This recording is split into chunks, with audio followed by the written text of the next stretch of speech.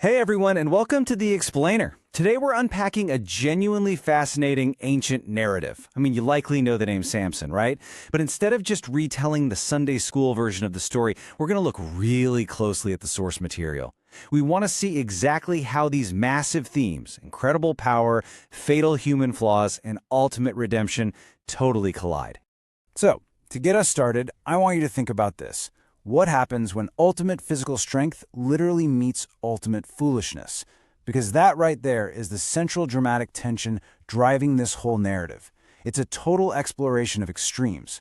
On one hand, you've got this unmatched, God-given physical power. But on the other hand, a profound lack of wisdom and some incredibly weak decision-making. We're going to uncover how these two opposing forces battle it out within one person and, well, what the devastating consequences are when they do. Okay, let's dive straight into this. Section 1, The Angel's Prophecy. So our narrative actually kicks off way back in ancient Israel, even before our main guy is born. God sends an angel with a very specific message, and the text gives us this foundational quote. The angel says, "You will have a son chosen to serve God. Never cut his hair. It is a sign he belongs to God." Now the instructions here are incredibly precise. This child is uniquely chosen to serve, and that chosen status, it comes with a pretty peculiar, highly physical requirement. And that uncut hair is explicitly defined in the text as a physical sign demonstrating that Samson belonged to God. It wasn't just, a stylistic choice or some random detail they threw in. It was absolutely crucial. It was the ultimate condition of his connection to God. Basically, it served as a highly visible outward symbol of an invisible spiritual reality. As long as that hair remained uncut, the covenant, the agreement that he belonged entirely to his Creator, remained fully intact. Let's move on and see how this builds in Section 2, Great Strength, Foolish Choices. Now, the text tells us that Samson grew strong because God's Spirit gave him great strength. But I really want you to notice the phrasing here. Again and again. Again and again. God helps Samson rescue his people. That rhythm right there highlights a pattern of incredible divine faithfulness. Because despite what's coming next in the narrative, and it's a lot, the source is crystal clear. God continually showed up. He repeatedly empowered Samson to fulfill his role as a rescuer for the people of Israel. And honestly, this brilliantly illustrates the tragic irony of Samson's life. I mean, think about it. He had unparalleled God-given strength and a seriously successful track record of rescuing his people. Yet he was burdened by some incredibly weak, foolish decision-making and a real habit of disobeying God.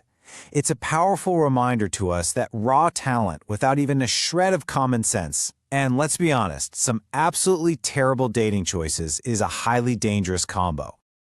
Which brings us to the real tipping point of the narrative in Section 3, Delilah and the Secret. The text lays out the anatomy of his downfall in 4 brutal, agonizing steps. Step 1, Samson trusted Delilah. Step 2, she wanted his secret, the actual source of his great power. Step 3, she kept asking. Just pause and think about the suspense and that slow, exhausting wearing down of his resolve here. She didn't just ask once, she relentlessly persisted. And finally, step 4, Samson completely surrendered and told her everything. He gave up the one condition of his divine calling, the very thing prophesied before his birth. With the secret out, we unfortunately hit Section 4, Capture and the Prison. What's really interesting about this timeline is just how incredibly fast everything collapses. Look at this. While Samson slept, his hair was cut off. Boom! Immediately his enemies captured him, he became their prisoner. And then comes the ultimate humiliation, right? The Philistines celebrated and actually laughed at God's servant. I mean, he went from the invincible rescuer of Israel to a mocked prisoner in the literal blink of an eye, all because of one compromised choice. But then, the text gives us this incredibly subtle detail. While Samson was in prison, his hair slowly grew back. I want you to just let that sink in for a second. In the dark, damp environment of a prison cell, while his enemies are literally upstairs laughing and celebrating his defeat, something invisible is happening. The physical sign of his dedication to God, the very thing he so foolishly surrendered, is slowly, quietly returning. It is a massively important detail that perfectly sets up our story's climax.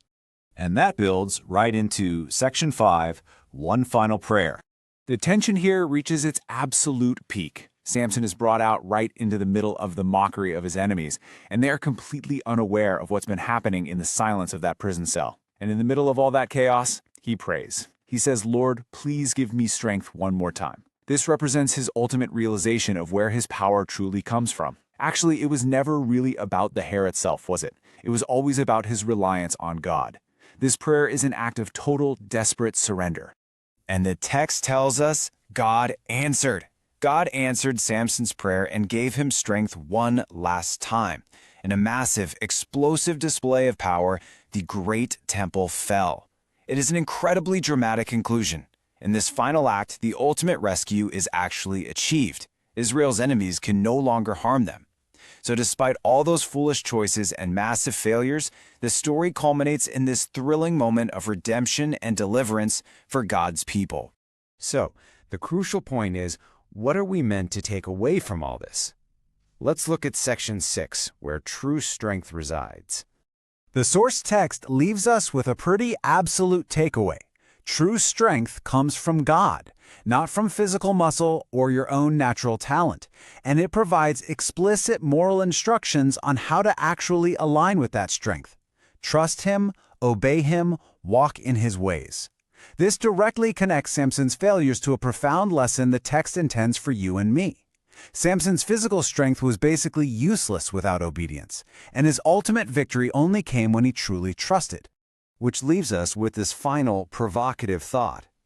The source material kind of forces us to look in the mirror.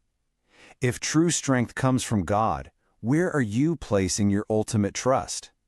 Are you relying entirely on your own traits, or are you seeking the ultimate source of strength?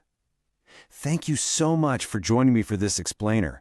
I really hope it gave you a whole new perspective on the mechanics of this incredible ancient narrative.